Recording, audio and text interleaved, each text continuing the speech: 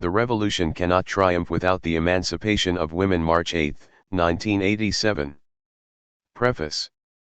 On August 4, 1983, a popular uprising in the West African country of Upper Volta, one of the world's poorest countries, ushered in one of the deepest revolutions in African history. Its leader was 33-year-old Thomas Sankara, who became president of the new government. The country was renamed Burkina Faso. For the next 4 years, the Burkina Revolution carried out an ambitious program that included land reform, fighting corruption, reforestation to halt the creeping desert and avert famine, and giving priority to education and health care. In order to carry out these measures, the government encouraged the organization, mobilization, and political education of the country's peasants, workers, women, and youth. A high priority was put on Burkina's solidarity with freedom struggles around the world, from the battle against apartheid in South Africa to the revolutionary movements in Cuba, Nicaragua, and Palestine.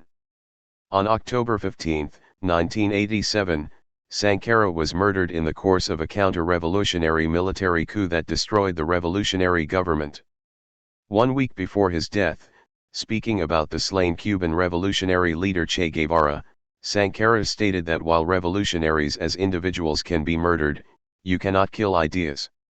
That statement has been borne out with regard to Thomas Sankara himself. He has become a symbol for millions throughout Africa who viewed the Burkinabe Revolution as a source of inspiration in the battle for Africa's genuine national liberation. The main item in this pamphlet is a speech by Sankara to a rally of several thousand women held in Burkina's capital city of Ouagadougou on March 8, 1987, commemorating International Women's Day. Also included is a section from the revolution's basic programmatic document, Sankara's political orientation speech, issued shortly after the revolution's triumph. Both items are reprinted from Pathfinder's collection Thomas Sankara Speaks. From his experience as a revolutionary fighter, convinced of the need for a Marxist understanding of human society, Sankara explains here the origin of women's oppression and the importance of the fight to eradicate it. He pays special attention to the challenges facing the fight for women's emancipation in Africa. Sankara's March 1987 speech is a lasting contribution to the fight for women's emancipation. It is as relevant for North America and Europe as it is for Africa, as well as for women and men fighting against all forms of exploitation and oppression everywhere in the world. Dorothea Wilson, a member of Nicaragua's National Assembly and a Sandinista leader, paid the following tribute to Sankara's contribution, $, a Nicaraguan woman, whose ancestral roots are closely linked to the merciless exploitation of millions of blacks in Latin America and the Caribbean. Wilson wrote, "I think what Sankara said about the situation of women in his memorable speech of March 8, 1987, is extremely important." In it, Sankara not only explained the historical origins of women's oppression, but throughout the speech also gave specific examples of the daily and intimate character of machismo in society. This speech is not only a declaration of principles. It also shows a profound understanding of, and active solidarity with, the struggle of women, which in fact belongs to and involves all of humanity. It is not an everyday occurrence for a man to speak to so very many women at once. Nor does it happen every day that a man suggests to so many women new battles to be joined. A man experiences his first bashfulness the minute he becomes conscious that he is looking at a woman. So, sisters, you will understand that despite the joy and the pleasure it gives me to be speaking to you, I still remain a man who sees in every one of you a mother, a sister, or a wife. I hope, too, that our sisters here from Kadayogo province who do not understand French, the foreign language in which I will be giving my speech, will be patient with us, as they always have been. After all, it is they who, like our mothers, accepted the task of carrying us for 9 months without a complaint. Sankara then explains in the Moor language that these women would receive a translation. Comrades, the night of August 4 gave birth to an achievement that was most beneficial for the Burkinabe people. It gave our people a name and our country new horizons. Imbued with the invigorating sap of freedom, the men of Burkina, the humiliated and outlawed of yesterday, received the stamp of what is most precious in the world, honor and dignity. From this moment on, happiness became accessible. Every day we advance toward it, heady with the first fruits of our struggles, themselves proof of the great strides we have already taken. But this selfish happiness is an illusion. There is something crucial missing: woman. She has been excluded from this joyful procession. Though our men have already reached the edges of this great garden that is the revolution, our women are still confined within the shadows of anonymity. Among themselves, in voices loud or soft, they talk of the hopes that have embraced Burkina, hopes that are, for them, still mere fine words. The revolution's promise is already a reality for men. But for women, it is still merely a rumor. And yet the authenticity and the future of our revolution depend on women. These are vital and essential questions, because nothing whole, nothing definitive or lasting could be accomplished in our country, as long as a crucial part of ourselves is kept in this condition of subjugation, a condition imposed in the course of centuries by various systems of exploitation. Starting now, the men and women of Burkina Faso should profoundly change their image of themselves. For they are part of a society that is not only establishing new social relations but is also provoking a cultural transformation, upsetting the relations of authority between men and women and forcing each to rethink the nature of both. This task is formidable but necessary. For it will determine our ability to bring our revolution to its full stature, unleash its full potential, and show its true meaning for the direct, natural, and necessary relations between men and women, the most natural of all relations between people. This will show to what extent the natural behavior of man has become human and to what extent he has realized his human nature. This human being, this vast and complex combination of pain and joy, solitary and forsaken, yet creator of all humanity, suffering, frustrated, and humiliated, and yet endless source of happiness for each one of us, this source of affection beyond compare, inspiring the most unexpected courage, this being called weak, but possessing untold ability to inspire us to take the road of honor, this being of flesh and blood and of spiritual conviction, this being, women, is you. You are our mothers and life companions, our comrades in struggle, and because of this fact you should by rights assert yourselves as equal partners in the joyful victory feasts of the revolution. It is in this light that all of us, men and women, must define and affirm the role and place of women in society. Therefore, we must restore to man his true image by making the reign of freedom prevail over differentiations imposed by nature and by eliminating all kinds of hypocrisy that sustain the shameless exploitation of women. Posing the question of women in Burkinabe society today means posing the abolition of the system of slavery to which they have been subjected for millennia. The first step is to try to understand how this system works, to grasp its real nature in all its subtlety, in order then to work out a line of action that can lead to women's total emancipation. In other words, in order to win this battle that men and women have in common, we must be familiar with all aspects of the woman question on a world scale and here in Burkina. We must understand how the struggle of the Burkinabe woman is part of a worldwide struggle of all women and, beyond that, part of the struggle for the full rehabilitation of our continent. Thus, women's emancipation is at the heart of the question of humanity itself, here and everywhere. The question is thus universal in character. The class struggle and the worldwide status of women, we undoubtedly owe it to dialectical materialism for having shed the greatest light on the problem of the conditions women face, allowing us to lay out the problem of the exploitation of women in the framework of a general system of exploitation.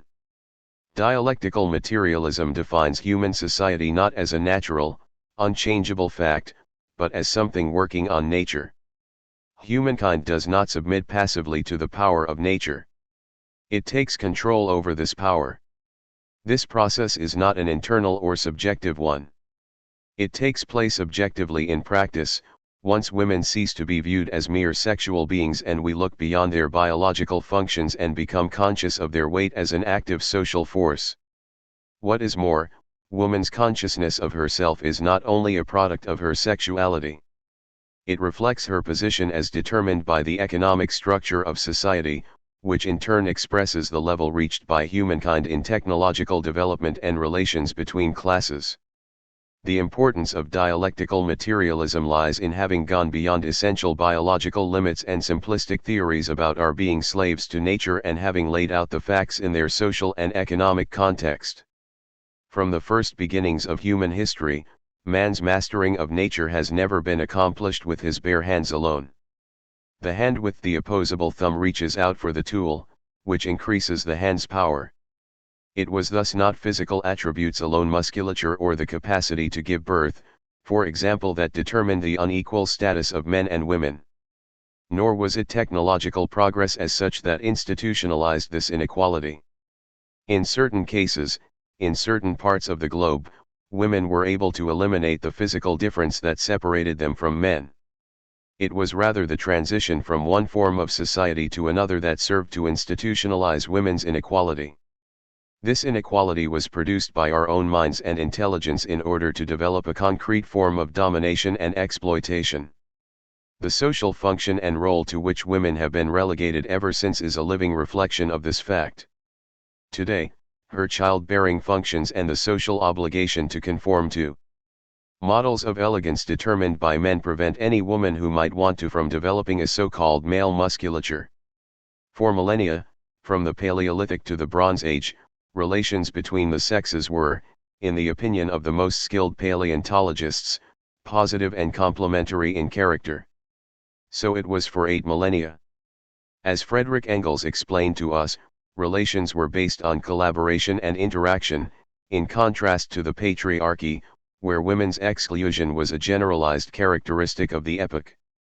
Engels not only traced the evolution of technology but also of the historic enslavement of women, which occurred with the appearance of private property, when one mode of production gave way to another, and when one form of social organization replaced another.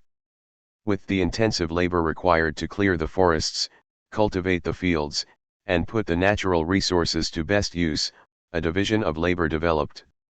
Self-interest, laziness, indolence, in short, taking the most for oneself with the least effort, emerged from the depths of the human spirit and become elevated into principles.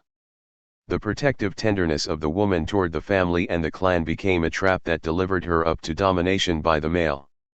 Innocence and generosity fell victim to deceit and base motives. Love was made a mockery of and human dignity scorned. All genuine human feelings were transformed into objects of barter. From this moment on, women's hospitality and desire to share were overpowered by cunning and treachery. Though conscious of this treachery, which imposed on her an unequal share of the burdens, the woman followed the man in order to care for all that she loved. For his part, the man exploited her great self-sacrifice to the hilt. Later, this seed of criminal exploitation was set in terrible social imperatives, going far beyond the conscious concessions made by the woman, historically betrayed. Humankind first knew slavery with the advent of private property. Man, master of his slaves and of the land, became in addition the woman's master. This was the historic defeat of the female sex.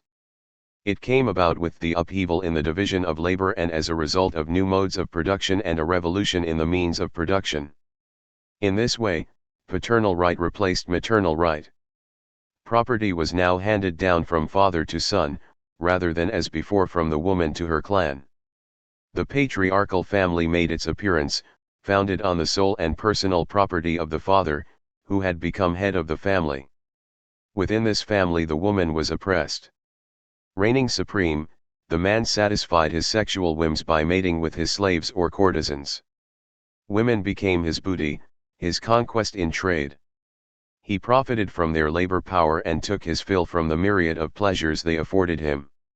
For their part, as soon as the masters gave them the chance, women took revenge in infidelity. Thus adultery became the natural counterpart to marriage. It was the woman's only form of self-defense against the domestic slavery to which she was subjected. Her social oppression was a direct reflection of her economic oppression. Given this cycle of violence, inequality can be done away with only by establishing a new society where men and women will enjoy equal rights, resulting from an upheaval in the means of production and in all social relations.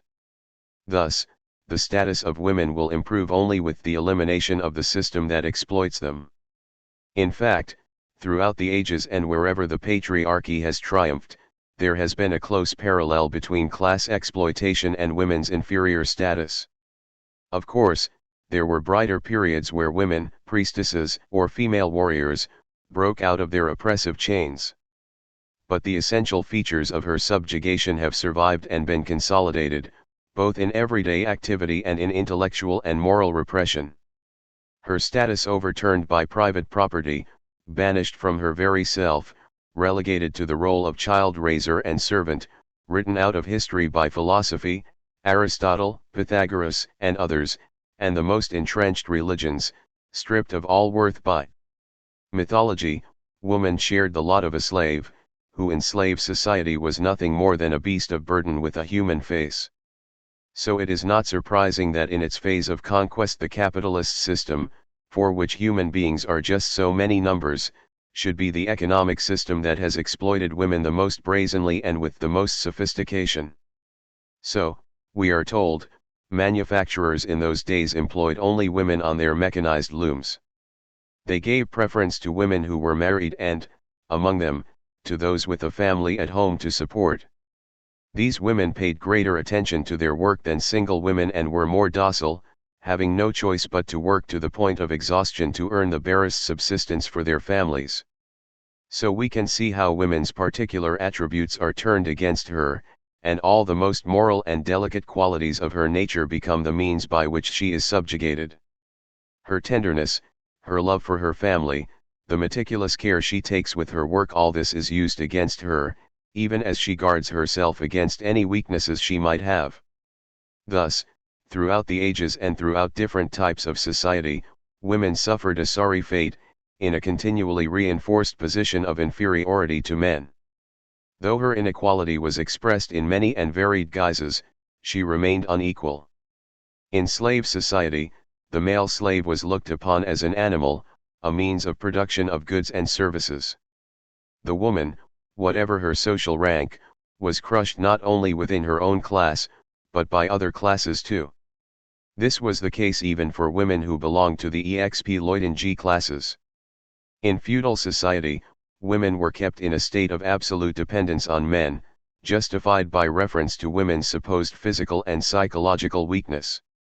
Often seen as a defiled object, a primary agent of indiscretion, women, with a few rare exceptions, were kept out of places of worship. In capitalist society, the woman, already morally and socially persecuted, is also subjugated economically. Kept by the man if she does not work, even then she works herself to death. We will never be able to paint an adequate picture of the misery women suffer, nor show too strongly that women share the misery of proletarians as a whole. The specific character of women's oppression. Woman's fate is bound up with that of the exploited male. This is a fact. However, this solidarity, arising from the exploitation that both men and women suffer and that binds them together historically, must not cause us to lose sight of the specific reality of the woman's situation. The conditions of her life are determined by more than economic factors, and they show that she is a victim of a specific oppression. The specific character of this oppression cannot be explained away by setting up an equal sign or by falling into easy and childish simplifications. It is true that both she and the male worker are condemned to silence by their exploitation. But under the current economic system, the worker's wife is also condemned to silence by her worker husband. In other words, in addition to the class exploitation common to both of them, women must confront a particular set of relations that exist between them and men, relations of conflict and violence that use as their pretext physical differences. It is clear that the difference between the sexes is a feature of human society. This difference characterizes particular relations that immediately prevent us from viewing women, even in production, simply as female workers. The existence of relations of privilege, of relations that spell danger for the woman, all this means that women's reality constitutes an ongoing problem for us. The male uses the complex nature of these relations as an excuse to sow confusion among women. He takes advantage of all the shrewdness that class exploitation has to offer in order to maintain his domination over women. This is the same method used by men to dominate other men in other lands. The idea was established that certain men, by virtue of their family origin and birth, or by divine right, were superior to others. This was the basis for the feudal system. Other men have managed to enslave whole peoples in this way. They used their origins, or arguments based on their skin color, as a supposedly scientific justification for dominating those who were unfortunate enough to have skin of a different color. This is what colonial domination and apartheid are based on. We must pay the closest attention to women's situation because it pushes the best of them into waging a sex war when it's a question of waging, at bottom and in a complementary manner, a clan or class war. We have to say frankly that it is the attitude of men that makes such confusion possible. It is men's attitude that spawns the bold assertions made by feminism, certain of which have not been without value in the war that men and women are waging against oppression. This war is one we can and will win if we understand that we need one another and are complementary, that we share the same fate, and in fact, that we are condemned to interdependence. At this moment, we have little choice but to recognize that masculine behavior comprises vanity, irresponsibility, arrogance, and violence of all kinds toward women. This kind of behavior can hardly lead to coordinated action against women's oppression. And we must say frankly that such attitudes, which can sink to the level of sheer stupidity, are in reality nothing but a safety valve for the oppressed male, who, through brutalizing his wife, hopes to regain some of the human dignity denied him by the system of exploitation. This masculine foolishness is called sexism or machismo. It includes all kinds of moral and intellectual feebleness, even thinly veiled physical weakness, which often gives politically conscious women no choice but to consider it their duty to wage a war on two fronts.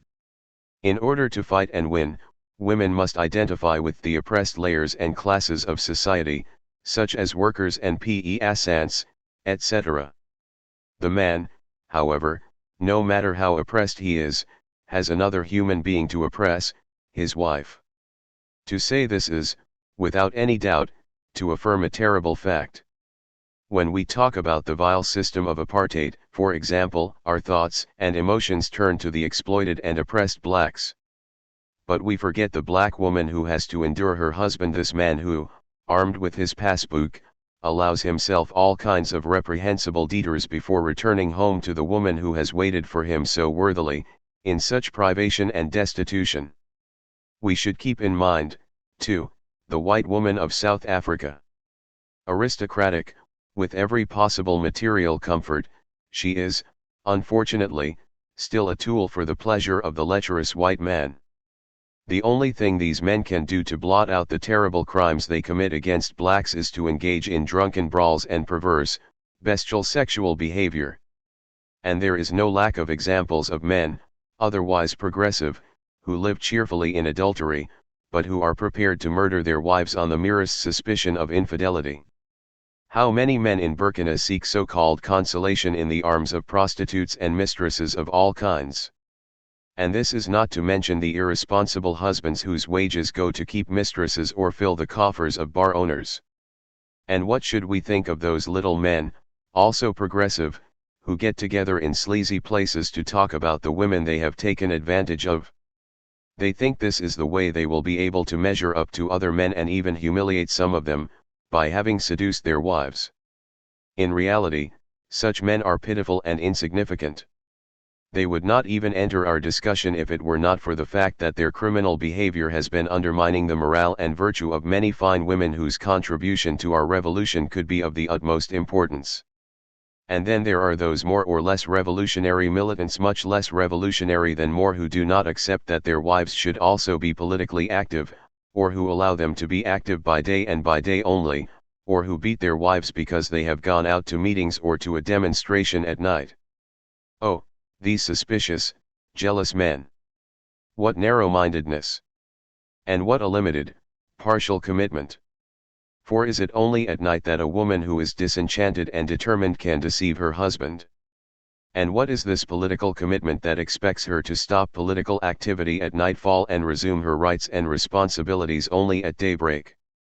And, finally, what should we make of remarks about women made by all kinds of activists, the one more revolutionary than the next, remarks such as women are despicably materialist, manipulators, clowns, liars, gossips, schemers, jealous, and so on? Maybe this is all true of women. But surely it is equally true of men. Could our society be any less perverse than this when it systematically burdens women down, keeps them away from any thing that is supposed to be serious and of consequence, and excludes them from anything other than the most petty and minor activities? When you are condemned, as women are, to wait for your lord and master at home in order to feed him and receive his permission to speak or just to be alive, what else do you have to keep you occupied and to give you at least the illusion of being useful other than meaningful glances, gossip, chatter, furtive envious glances at others, and the bad-mouthing of their flirtations and private lives? The same attitudes are found among men put in the same situation. Another thing we say about women, is that they are always forgetful.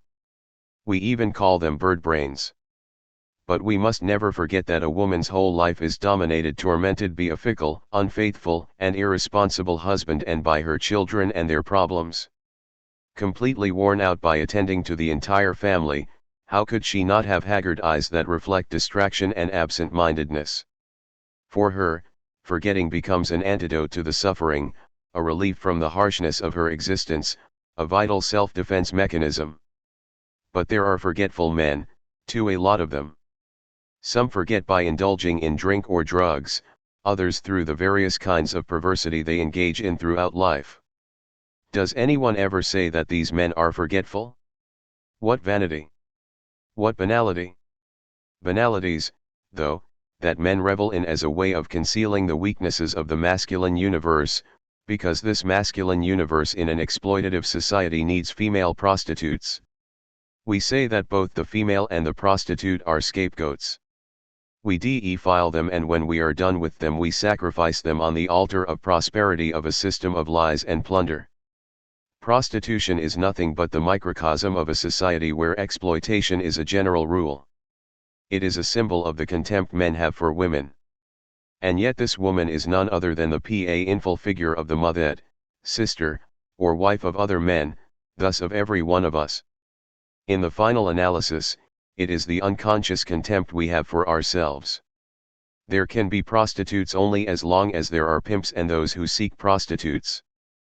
But who frequents prostitutes? First, there are the husbands who commit their wives to chastity, while they relieve their depravity and debauchery upon the prostitute.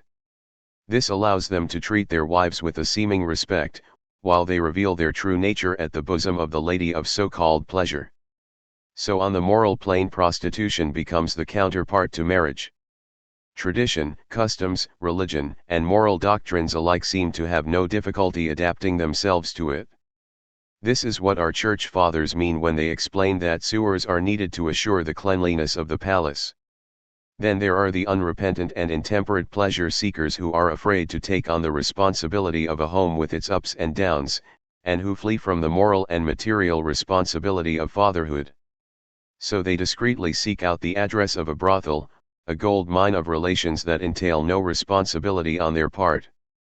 There is also a whole bevy of men who, publicly at least and in proper company, subject women to public humiliation because of some grudge they have not had the strength of character to surmount, thus losing confidence in all women, who become from then on tools of the devil. Or else they do so out of hypocrisy, proclaiming their contempt for the female sex too often and categorically, a contempt that they strive to assume in the eyes of the public from which they have extorted admiration through false pretenses. All these men end up night after night in brothels until occasionally their hypocrisy is discovered. Then there is the weakness of the man who is looking for a polyandrous arrangement. Far be it for us to make a value judgment on polyandry, which was the dominant form of relations between men and women in certain societies. What we are denouncing here are the courts of idle, money-grubbing gigolos lavishly kept by rich ladies. Within this same system, Prostitution can, economically speaking, include both the prostitute and materialist-minded married woman. The only difference between the woman who sells her body by prostitution and she who sells herself in marriage is the price and duration of the contract. So, by tolerating the existence of prostitution, we're relegate all our women to the same rank, that of a prostitute or wife. The only difference between the two is that the legal wife, though still oppressed, at least has the benefit of the stamp of respectability that marriage confers. As for the prostitute, all that remains for her is the market value of her body, a value that fluctuates according to the size of the male chauvinist's wallet. Isn't she just an object that increases or decreases in value according to the degree to which her charms wilt? Isn't she governed by the law of supply and demand? Prostitution is a tragic and painful representation of female slavery in all its forms. We should see in every prostitute an accusing finger pointing firmly at society as a whole. Every pimp, every partner in prostitution, turns the knife in this festering and gaping wound that disfigures the world of man and leads to his ruin. In fighting against prostitution, in holding out a saving hand to the prostitute, we are saving our mothers, our sisters, and our wives from this social leprosy. We are saving ourselves. We are saving the world. Women's reality in Burkina Faso. If society sees the birth of a boy as a gift from God, the birth of a girl is greeted as an act of fate, or at best, an offering that can serve in the production of food and the perpetuation of the human race. The little male will be taught how to want and get, to demand and be served, to desire and take, to decide things without being questioned. The future woman, however, is dealt blow after blow by a society that unanimously, as one man, and as one man is the appropriate term, drums into her head norms that lead nowhere. A psychological straitjacket called virtue produces a spirit of personal alienation within her. A preoccupation with being protected is nurtured in the child's mind, inclining her to seek the supervision of a guardian or drawing her into marriage. What a monstrous mental fraud! This child knows no childhood. From the age of 3, she must be true to her role in life, to serve and be useful. While her brother of 4 or 5 will play till he drops from exhaustion or boredom, she, with little ceremony, will enter into production.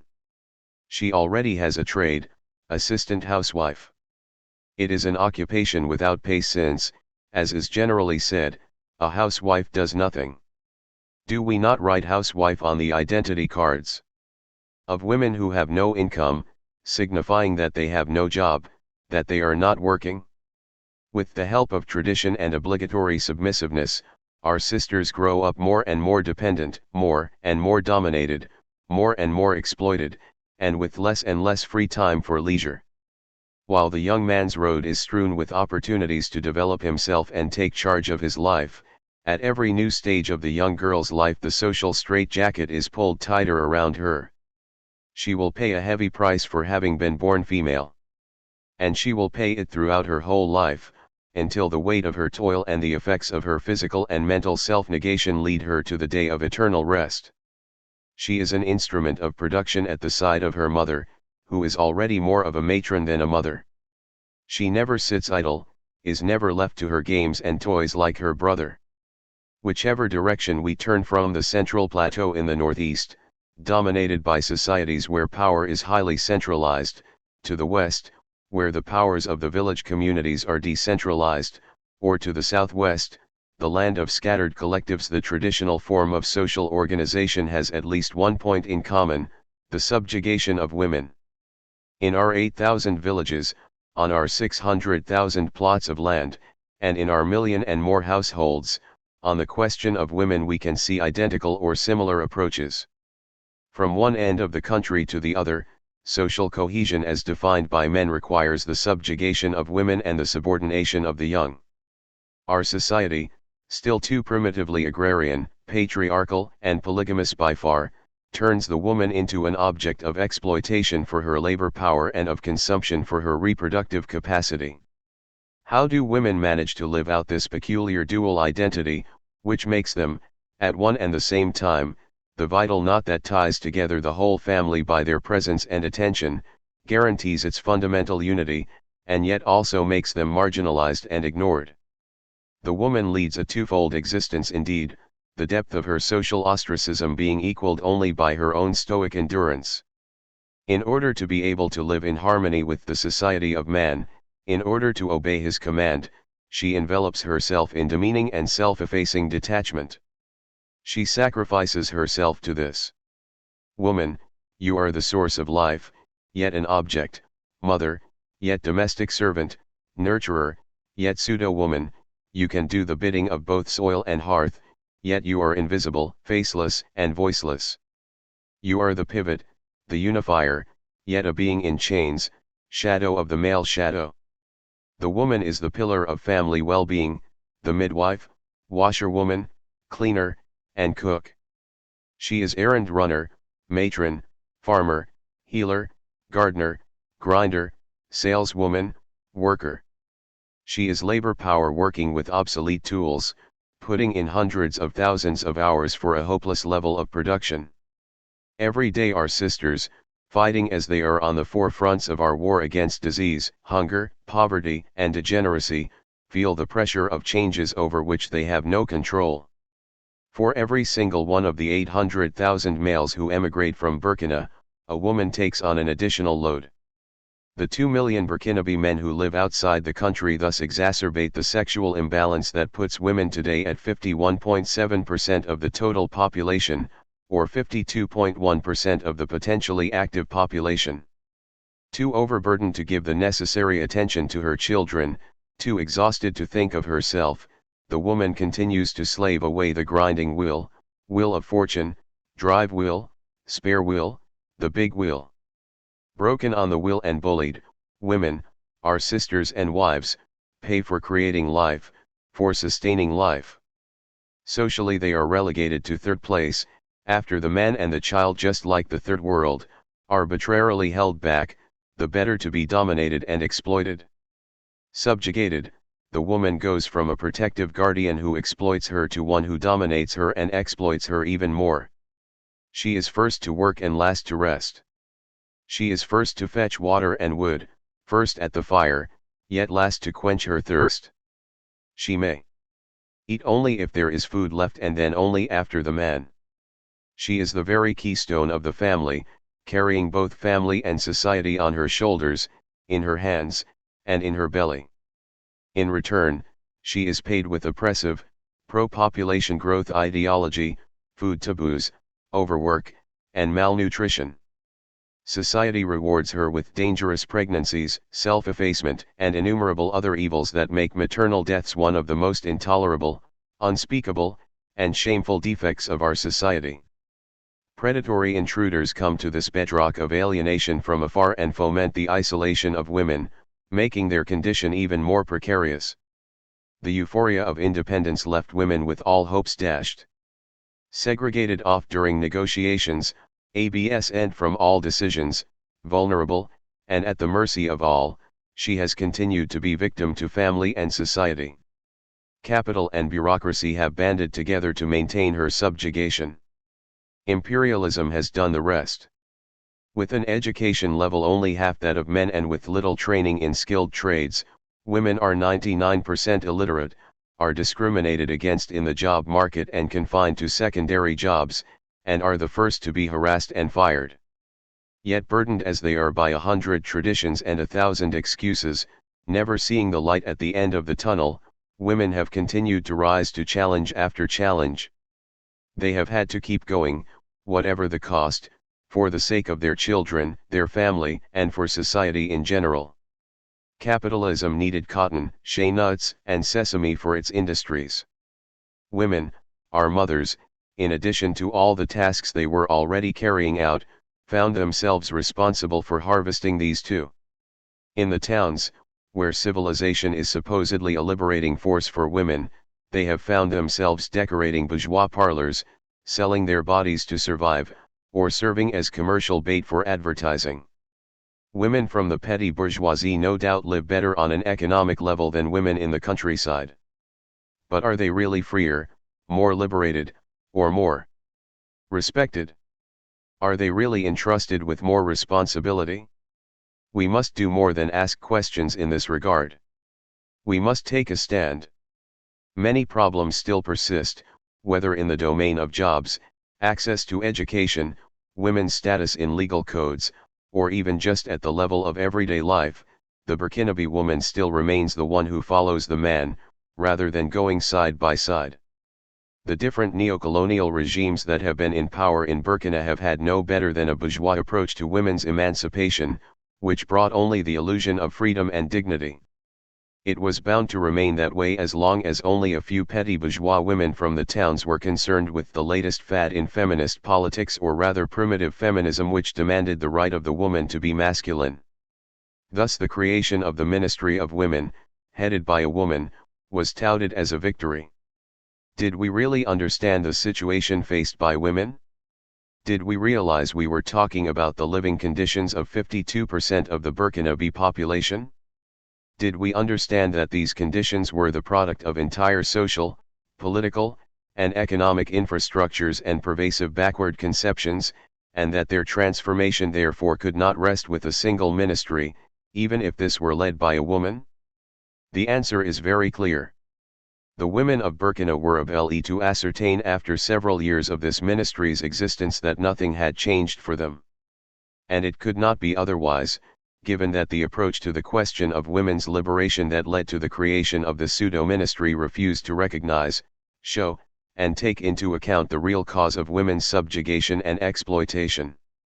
So we should not be surprised that, despite the existence of this ministry, prostitution grew, women's access to education and jobs did not improve, their civil and political rights were ignored, and the general conditions of their lives in town and countryside alike improved not one iota. Female trinket, sham female politician, female temptress, obedient female voter in elections. Female robot in the kitchen, female frustrated by the passivity and restrictions imposed on her despite her open mind. Wherever the female is placed in the spectrum of pain, whether she suffers the urban or the rural way, she continues to suffer. But one single night placed women at the heart of the family's development and at the center of national solidarity. The dawn that followed the night of August 4, 1983, brought liberty with it, calling all of us to march together side by side in equality, as a single people joined by common goals. The August Revolution found the Burkinabe woman in her state of subjugation, exploited by a neocolonial society deeply imbued with the ideology of backward social forces. She owed it to herself to break with these reactionary political views on women's emancipation, so widely praised and followed until then. She owed it to herself to draw up with utmost clarity a new, just, and revolutionary political approach to her liberation.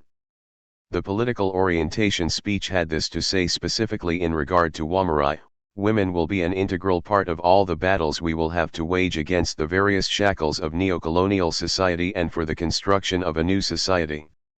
They will take part in all levels of the organization of the life of the nation as a whole, from conceiving projects to making decisions and implementing them. The final goal of this great undertaking is to build a free and prosperous society in which women will be equal to men in all domains. There can be no clearer way to conceptualize and explain the question of women and the liberation struggle ahead of us. The genuine emancipation of women is that which entrusts responsibilities to them and involves them in productive activity and in the different struggles the people face. Women's genuine emancipation is one that exacts men's respect and consideration. What is clearly indicated here, sister comrades, is that the struggle to liberate women is above all your struggle to deepen our democratic and popular revolution, a revolution that grants you from this moment on the right to speak and act in building a new society of justice and equality, in which men and women have the same rights and responsibilities. The democratic and popular revolution has created the conditions for such a liberating struggle. It now falls to you to act with the greatest sense of responsibility in breaking through all the shackles and obstacles that enslave women in backward societies like ours, and to assume your share of the responsibilities in the political fight to build a new society at the service of Africa and all humanity. In the very first hours of the democratic and popular revolution we said that emancipation, like freedom, is not granted but conquered. It is for women themselves to put forward their demands and mobilize to win them. The revolution has not only laid out the objectives of the struggle for women's liberation but has also indicated the road to be followed and the methods to be used, as well as the main actors in this battle.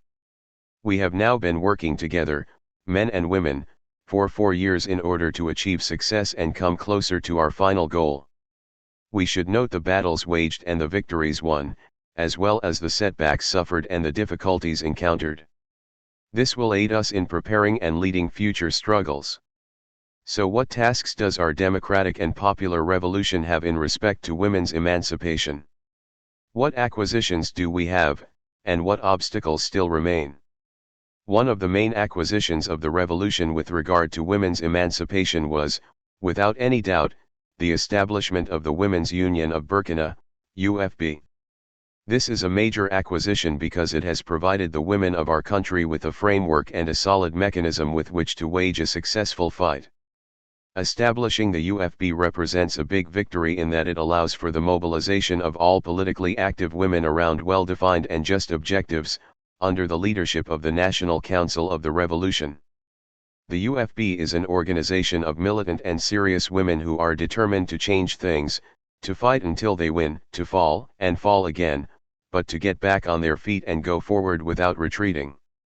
This is the new consciousness that has taken root among the women of Burkina, and we should all be proud of it. Comrades, the Women's Union of Burkina is your combat weapon.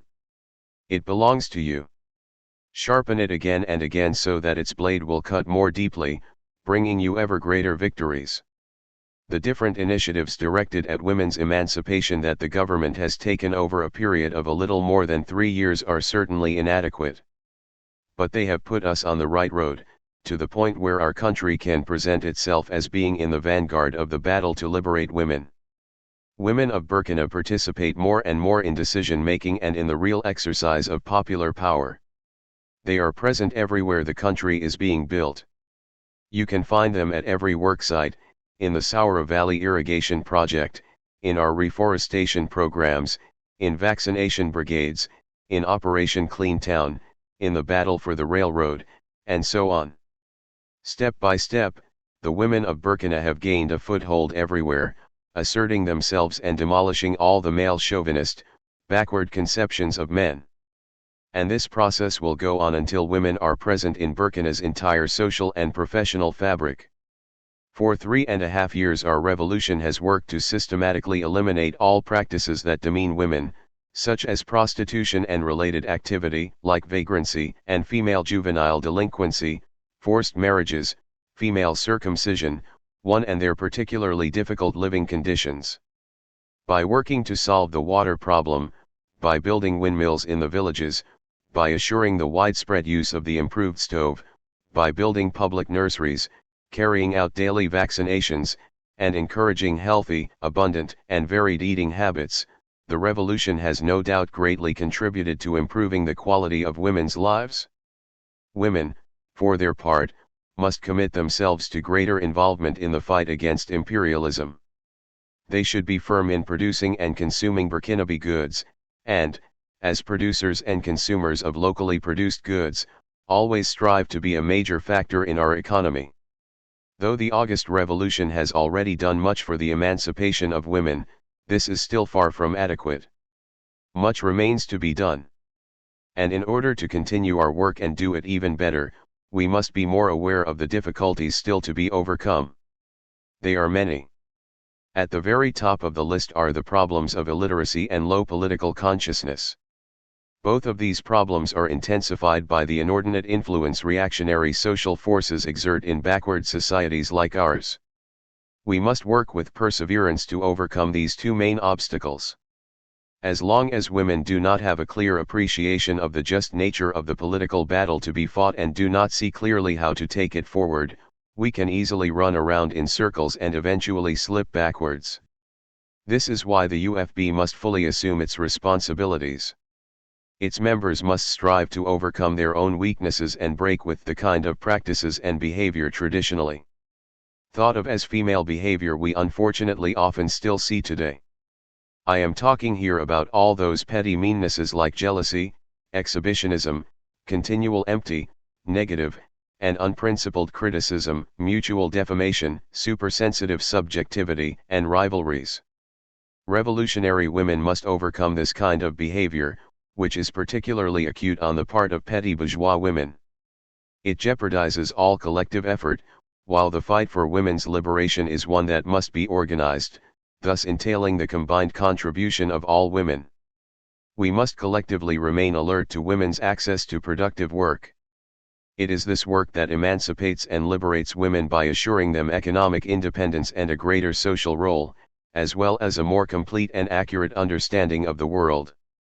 Our view of the economic power women need has nothing in common with the crude greed and crass materialism of certain women who are literally like stock market speculators or walking safes. These women lose all their dignity and self-control, not to mention their principles, as soon as they hear the clinking of jewelry or the snapping of banknotes. Some of them unfortunately push their husbands deep into debt, even to embezzlement and corruption. They are like dangerous, sticky, fetid mud stifling the revolutionary fervor of their husbands or companions. We find such sad cases where the man's revolutionary flame has burned out, and where the husband's commitment to the cause of the people has been abandoned for the sake of a selfish, jealous, and envious shrew. The education and economic emancipation of women, if not well understood and channeled in a constructive direction, can be a source of misfortune for the woman and thus for society as a whole. The educated and economically independent woman is sought after as lover and wife in good times and abandoned as soon as bad times arrive.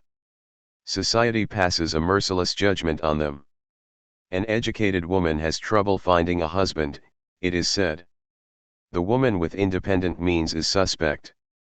They are all condemned to remain single, which would not be a problem if being single were not the cause for general ostracism from society. Innocent victims who do not understand their crime or their defect, frustrated because every day is like a depressant pushing them to become cantankerous and hypochondriacs. For many women great knowledge has been the cause of heartbreak, and great fortune has spawned many a misfortune. The solution to this apparent paradox lies in the ability of these unfortunate rich and educated women to place their great wealth and knowledge at the service of the people. By doing this, they will be all the more appreciated and admired by the many people to whom they have been able to bring a little happiness.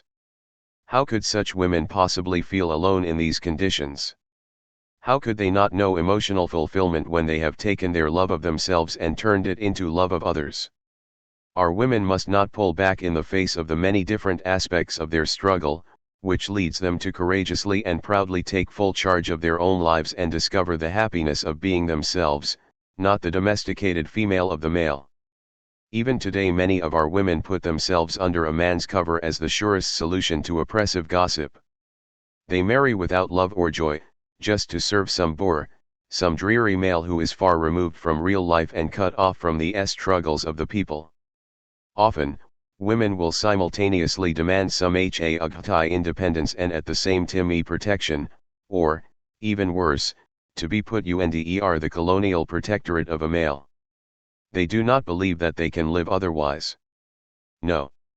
We must say again to our sisters that marriage, if it brings society nothing positive and does not bring them happiness, is not indispensable and should even be avoided. Let us show them our many examples of hardy and fearless pioneers, single women with or without children, who are radiant and blossoming, overflowing with richness and availability for others, even envied by unhappily married women, because of the warmth they generate and the happiness they draw from their freedom, dignity, and willingness to help others. Women have shown sufficient proof of their ability to manage the home and raise children, in short, to be responsible members of society without the oppressive tutelage of a man. Our society is surely sufficiently advanced to put an end to this banishment of the single woman. Comrade revolutionaries, we should see to it that marriage is a choice that adds something positive, and not some kind of lottery where we know what the ticket costs us, but have no idea what we will end up winning. Human feelings are too noble to be subject to such games. Another sure source of the problem is the futile, reactionary, and passive attitude of many men who by their behavior continue to hold things back. They have absolutely no intention of jeopardizing the total control they have over women, either at home or in society in general. In the struggle to build a new society, which is a revolutionary struggle, these men place themselves on the side of reaction and counter-revolution by their conduct. For the revolution cannot triumph without the genuine emancipation of women. So, comrades, we must be highly conscious of all these difficulties in order to better face future battles. The woman, like the man, has qualities and weaknesses which undoubtedly proves that she is equal to man.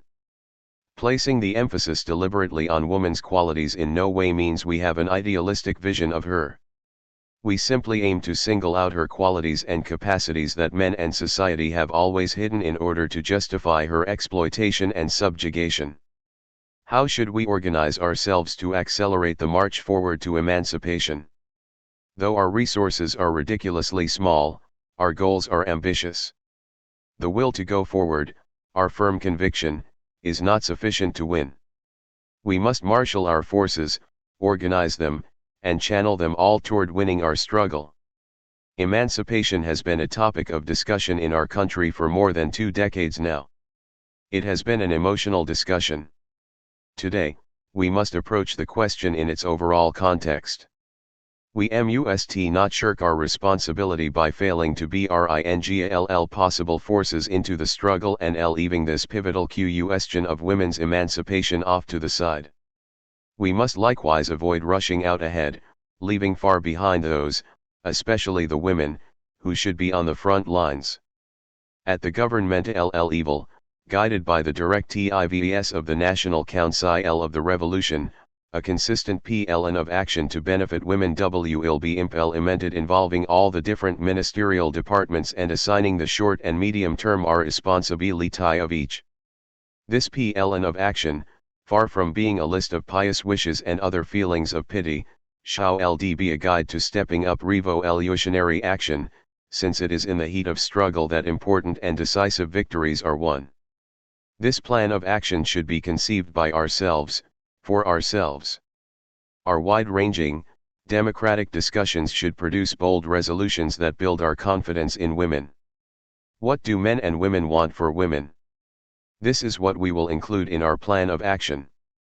This plan, by involving all the ministerial departments, will be a sharp break from the approach of treating the question of women's equality as a side issue, relieving of responsibility those who, through their daily activity, should have and could have made a significant contribution to solving this problem. This many-sided approach to women's emancipation flows directly from our scientific analysis of the origins and source of their oppression and the importance of this struggle to the building of a new society free from all forms of exploitation and oppression. We are not pleading for anyone to condescendingly do women a favor. We are demanding, in the name of the revolution whose purpose is to give, not to take, that justice be done to women. From now on, every ministry and the administrative committee of each ministry, in addition to the usual overall assessment we make, will be judged according to their success in implementing this plan. So our statistical analyses will necessarily include action taken of direct benefit or concern to women. The question of women's equality must be uppermost in the mind of all those making decisions, at all times, and in all the different phases of conceiving and executing plans for development. Conceiving a development project without women's participation is like using only 4 fingers when we have 10. It is an invitation to failure. On the level of ministries charged with education, we must be doubly alert to women's access to education. Education constitutes a qualitative step toward emancipation. It is an obvious fact that wherever women have had access to education, their march to equality has been accelerated. Emerging from the darkness of ignorance allows women to transmit and use the tools of knowledge in order to place themselves at the disposal of society. All those different ridiculous and backward concepts that hold that only education for males is important and profitable, and that educating women is an extravagance, must be wiped out in Burkina Faso. Parents must accord the same attention to the progress of their daughters at school as they do to their sons, their pride and joy. Girls have proven that they are the equals of boys at school, if not simply better. but above all they have the right to education in order to learn and know, to be free. In future literacy campaigns, the rate of participation by women must be raised to correspond with their numerical weight in the population. It would be too great an injustice to maintain such an important part of the population in fact in ignorance. On the level of the ministries of labor and justice, texts should constantly be kept in line with the transformation our society has been going through since August 4, 1983, so that equality between men and women can be a tangible reality. The new labor code, now being debated and prepared, should express how profoundly our people aspire to social justice. It should mark an important stage in the work of destroying the neocolonial state apparatus, a class apparatus fashioned by reactionary regimes in order to perpetuate the system that oppressed the masses, especially women. How could we continue to accept that a woman doing the same work as a man should earn less? Can we continue to accept dowries and forcing widows to marry their brothers-in-law, which reduce our sisters and mothers to common commodities to be bartered for? There are so many medieval laws still imposed on our people, particularly women, that it is only just that, finally, justice be done. In the ministries in charge of culture and family affairs, particular emphasis will be put on developing a new mentality in social relations. This will be done in close collaboration with the Women's Union of Burkina. In the framework of our revolution, our mothers and wives have important and particular contributions to make to the revolutionary transformation of society.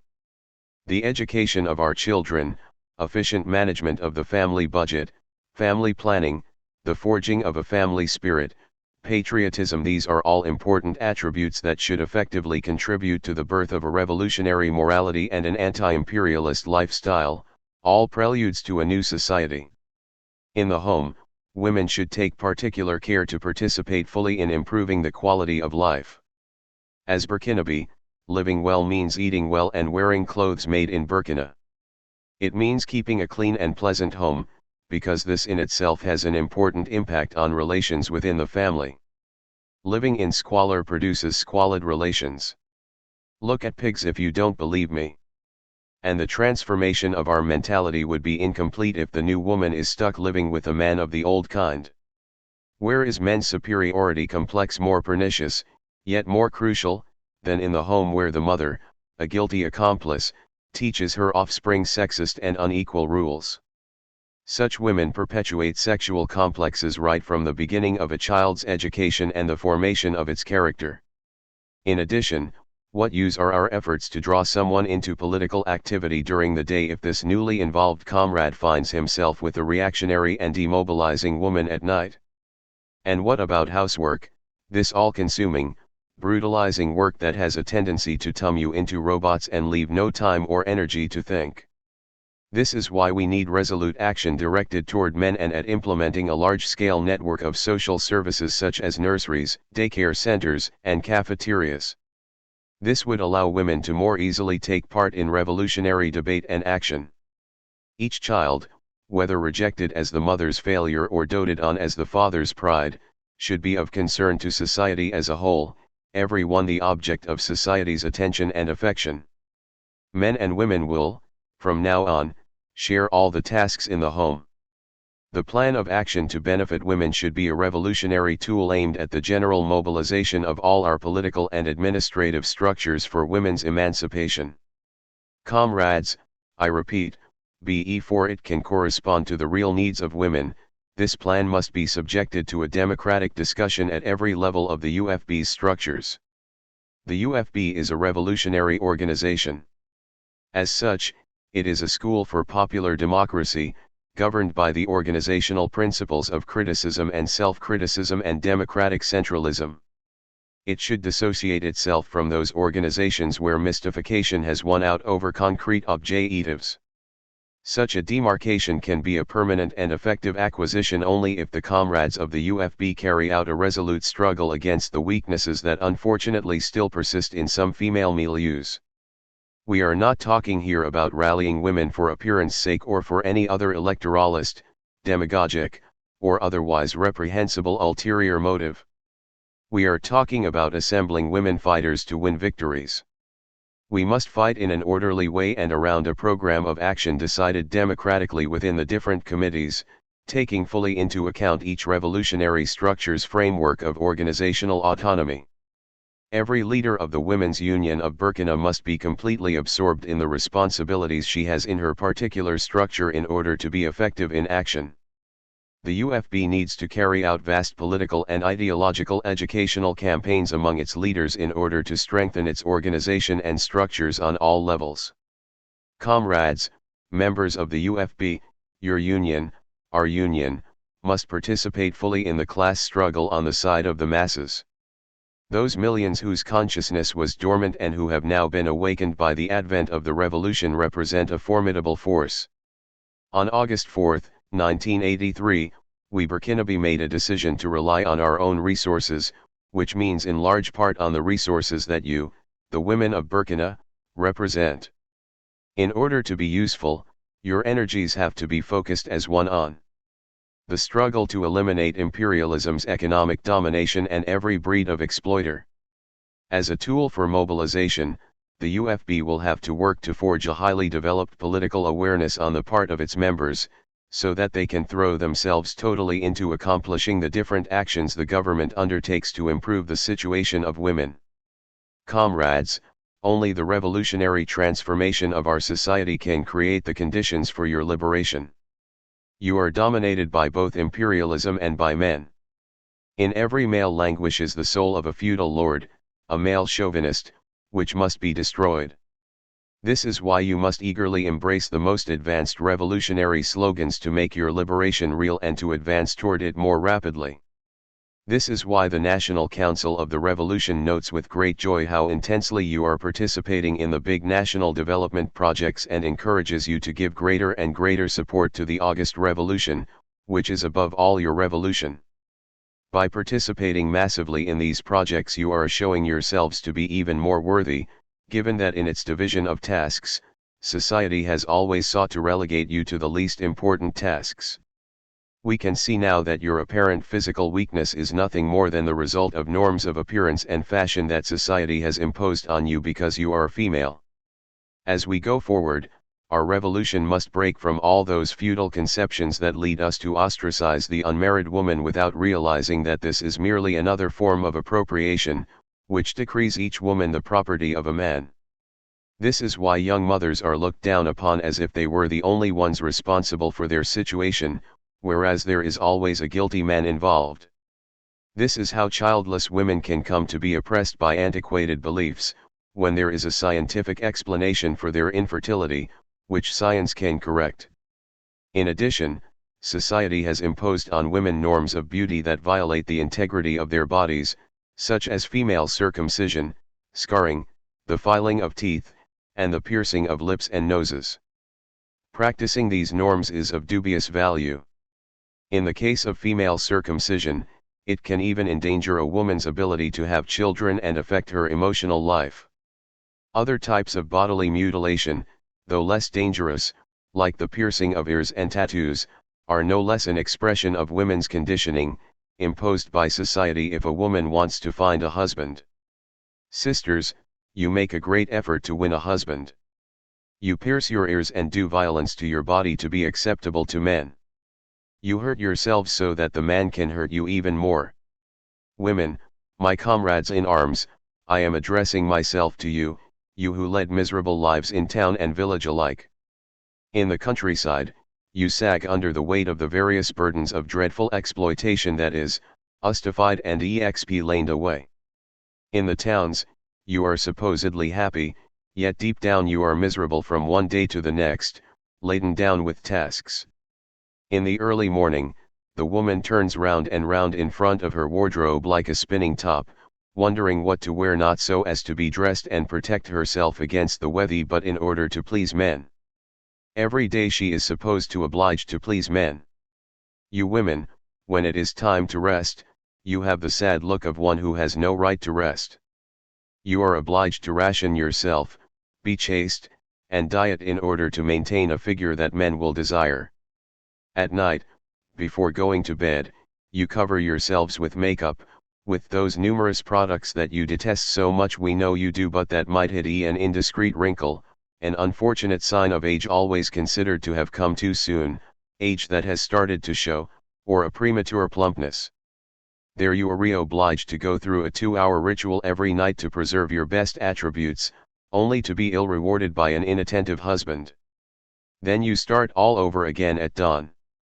Comrades, yesterday in speeches given by the Directorate for Mobilization and Organization of Women, and in accordance with the statutes of the Committees for the Defense of the Revolution to the National Secretariat of the CDR successfully undertook to set up committees, subcommittees, and sections of the UFB.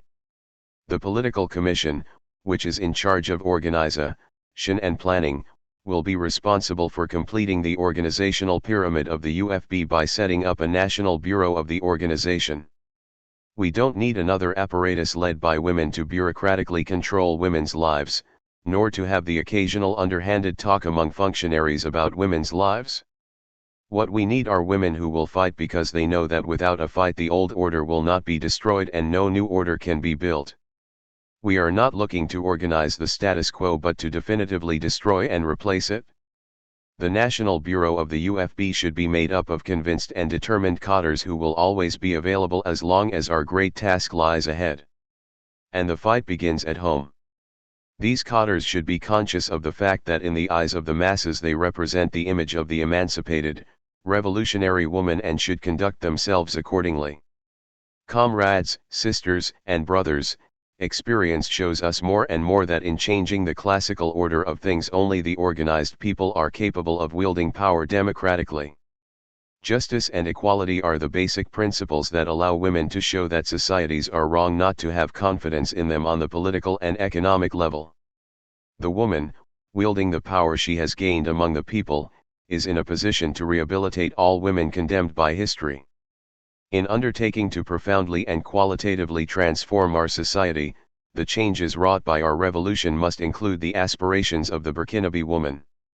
Comrades, the future demands that women be freed, and the future, everywhere, brings revolutions. If we lose the fight to liberate women, we will have lost all right to hope for a positive transformation of our society into something superior. Our evolution will then have no meaning. It is to wage this noble struggle that all of us, men and women, are summoned. Let our women move up to the front ranks. Our final victory depends essentially on their capacities, their wisdom in struggle, their determination to win. Let each woman be able to train a man to reach the height of his fullness. To be able to do so, let each woman draw from her immense well of affection and love. Let her find the strength and the know-how to encourage us when we are advancing and to replenish our energy when we flag. Let each woman advise a man and be a mother to all men, you who brought us into the world, who educated and made men of us. Let each woman continue to play the role of mother and guide, you who have guided us to where we are today. Let the woman remember what she is capable of, that she is the center of the earth. Let each one remember that she lives in the world, for the world. Let her remember that the first to cry for a man is a woman. Likewise it is said, and you will remember this, comrades, that at the moment of death each man calls out with his last breath the name of a woman, the name of his mother, his sister, or his companion. Women need men in order to win, just as men need women's victories in order to win. At the side of every man, comrades, there is always a woman. This woman's hand that rocks the man's child will rock the entire world. Our mothers give us life. Our wives give birth to our children, feed them at their breasts, raise them, and make them into responsible beings. Women assure the continuity of our people, the coming into being of humanity.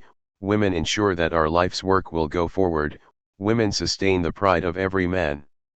Mothers, sisters, companions, there can be no proud man without a woman at his side. Every proud and strong man draws his energy from a woman. The endless source of virility is the power of the female. The key to victory always lies in the hands of a woman.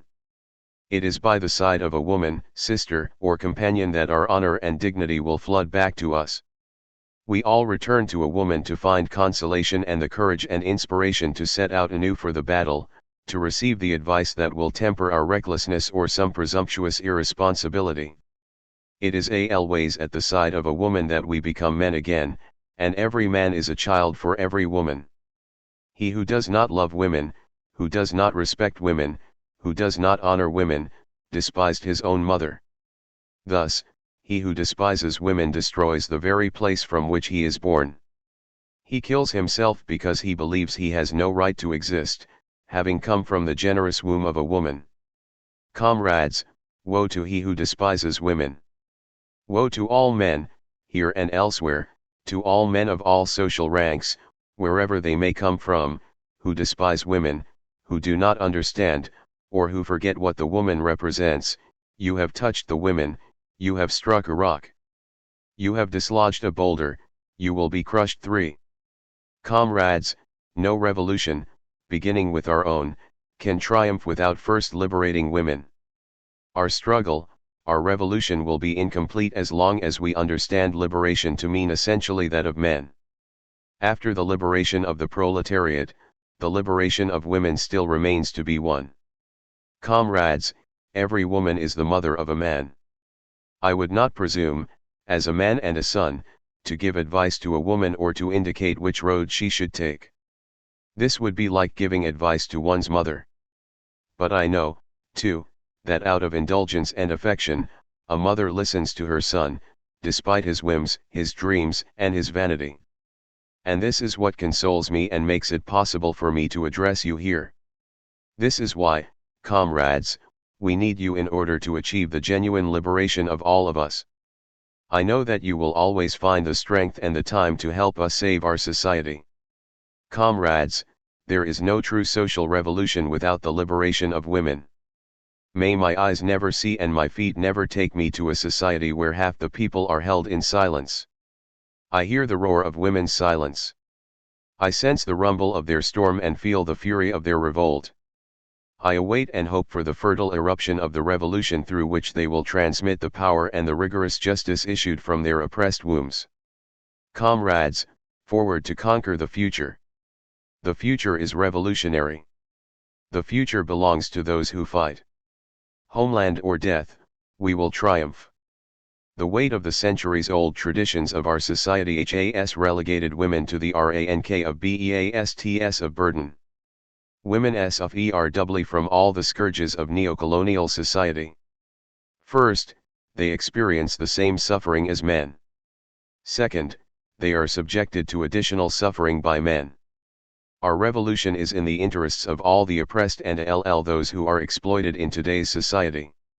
It is therefore in the interests of women, since the basis of their domination by men lies in the way society's system of political and economic life is organized.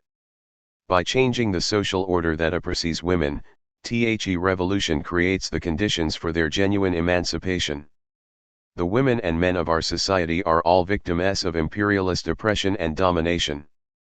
That is why the same struggle. The revolution and women's liberation go together. We do not talk of women's emancipation as an act of charity or because of a surge of human compassion. It is a basic necessity for the triumph of the revolution. Women hold up the other half of the sky.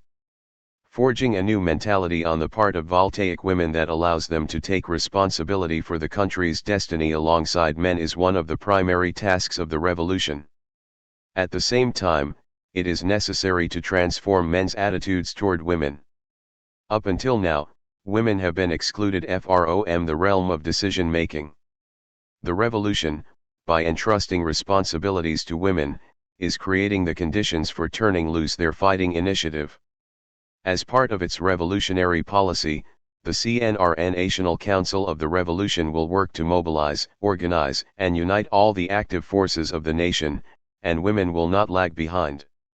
Women will be an integral part of all the battles we will have to wage against the various shackles of neocolonial society and for the construction of a new society. They will take part in all levels of the organization of the life of the nation as a whole, from conceiving projects to making decisions and implementing them. The final goal of this great undertaking is to build a free and prosperous society in which women will be equal to men in all domains. However, we need a correct understanding of the question of women's emancipation.